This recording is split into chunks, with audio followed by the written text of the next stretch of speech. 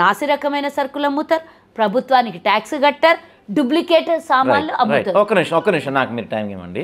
మీరు ఇందా నేను చెప్తున్నారు నాసిరకం సామాన్లు అమ్ముతున్నారు, ప్రభుత్వానికి ట్యాక్స్ కట్టారు. అధికారంలో ఉంది మీరేగా. నాసిరకం వస్తువులు అమ్ముతుంటే ఈ గోబ్యాక్ ఈ నదులని పక్కన పెట్టేసి ఎవరెవరు నాసిరకం వస్తువులు అమ్ముతున్నారు వాళ్ళు మొత్తం సీజ్ చేయకుండా ఎందుకున్నారు? తప్పకుండా చేయాలి. మేము కూడా ప్రభుత్వానికి, నేను ప్రభుత్వంలో ఉన్నా కూడా మా ప్రభుత్వానికి నేను విన్నవించుకుంటున్నాను.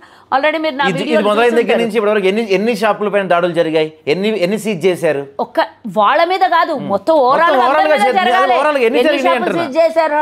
జిఎస్టీ వాళ్ళ దగ్గర నుంచి. మీరు అధికార పార్టీలో ఉన్న వ్యక్తి, కీలక వ్యక్తి, మీరు చెప్తే జరుగుతుంది కదా.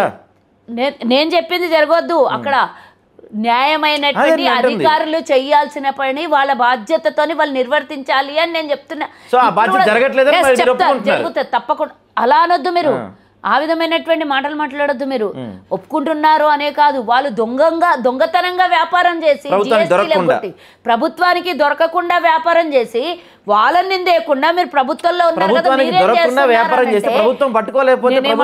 మాధవీలత అనే వ్యక్తి గాని, బండి సంజయ్ గాని వీళ్ళందరూ కేంద్రంలో నుంచి కూడా, కేంద్రంకు కూడా జిఎస్టీ పోతుంది కదా, వాళ్ళు ఎందుకు దాని మీద మాట్లాడలేదు చెప్పండి? మీరు వాళ్ళకి ఎందుకు అడగరు?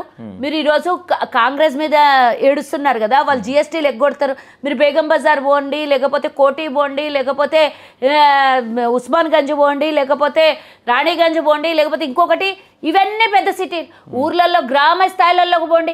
గ్రామ స్థాయిలలో కూడా చిన్న చిన్న వైశ్యుల కిరాణా దుకాణాలను కూడా ఈరోజు మూతేయించే పరిస్థితి, మూతేయించి కదా ఆల్రెడీ మొత్తం ఊర్లలో ఉన్న 1-2 కిరాణా దుకాణాలు కూడా ఎత్తేసి వెళ్ళిపోయారు. మరి వాళ్ళకి మీరు అడగాలి కదా ప్రశ్న. జిఎస్టీ అంటే కేవలం రాష్ట్రందే కాదు, కేంద్రం కూడా వాటా ఉంటుంది ఇందులో. మీరు మొత్తం తీసుకొని మాకు బిచ్చం వేస్తున్నారు ఇక్కడ 40%, మరి 60% తీసుకుంటున్నటువంటి మీరు అప్పడంగా ఇక్కడ స్థానికులు చేసినటువంటి వ్యాపారం కట్టినటువంటి ట్యాక్సులు అప్పడంగా తీసుకెళ్తున్నారు. మరి వివిధ రాష్ట్రాల నుంచి వచ్చి ఇక్కడ వ్యాపారం దొంగతనంగా చేసి ట్యాక్సులు ఎగ్గొడుతున్న వాళ్ళ మీద మీరు ఎందుకు మాట్లాడరు? ఎందుకని ప్రశ్న ఇయ్యరండి మీరు? ఈరోజు నేను కుల మతాలకు కాదు, ఈరోజు ప్రభుత్వానికి గండి కొడుతున్నారు. కేంద్రంది కూడా బాధ్యత కదా. జిఎస్టీలు ఎగ్గొడుతున్న వాళ్ళ మీద ఎవరు వేయాలండి? వాళ్ళు ఇన్నిసార్లు గొంతులు చించుకొని మాట్లాడింది కదా, మేము అధికారంలోకి వచ్చినాక జిఎస్టీలు ఇంత వసూలు చేసినాం అన్నాం, మళ్ళీ వీళ్ళ మీద ఎందుకు జిఎస్టీ లేదు?